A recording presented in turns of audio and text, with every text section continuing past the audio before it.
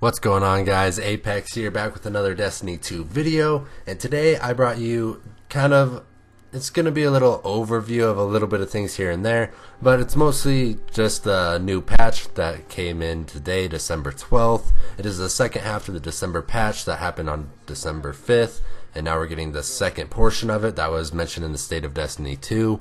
So Xur's going to have some new things this coming Friday. The vendors have some new things right now. You can purchase weapons and armor after you turn in X amount of rank up packages. You can actually buy specific armor, so that's really cool. You can now buy weapons from, same vendors. As you can see right here, the Autumn Wind is being sold by Shaxx this week. I think it's this week unless it rotates daily. I want to say it's this week.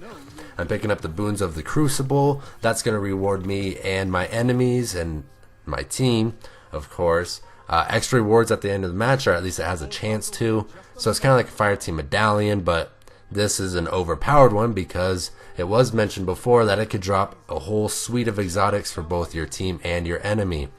Now we're going to dive straight into the biggest part of this update, which is the Masterworks weapons. As you can see, I got the Atalanta D, the Masterworks version.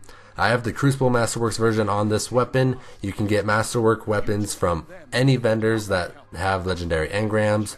So we're talking Gunsmith, Vanguard, Crucible, Trials, Iron Banner, etc. Trials and Iron Banner weapons are supposed to have a higher chance at dropping with Masterworks versions of themselves already, so that's very good. I can say right now I turned in 1,000 Gunsmith materials, and I only got 2 Masterwork weapons, the Atalanta and the Antiope. So I got both the submachine guns, which is cool because I love them both. On the Atalanta, as you saw, I had a 10 reload speed for the Masterwork, and then this weapon on the Antiope, I have a 10 magazine. So the 10 magazine, it gives me 2 extra bullets in my Antiope magazine. As you can see, it's up to 28, and so it's up from 26. I'm going to be showing you that here in the background gameplay because I needed to go check myself. So while that's happening, I'm going to talk to you about some other details about Masterworks so that this is kind of a guide for you.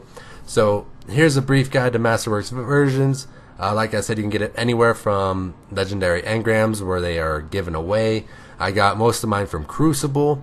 When you do get a Masterwork weapon and you don't want that specific Masterwork weapon, you can dismantle it and it'll give you a new kind of currency. It's Masterworks shards basically, and once you get up to 10, you can choose any weapon that you want and you can make it your own Masterwork weapon.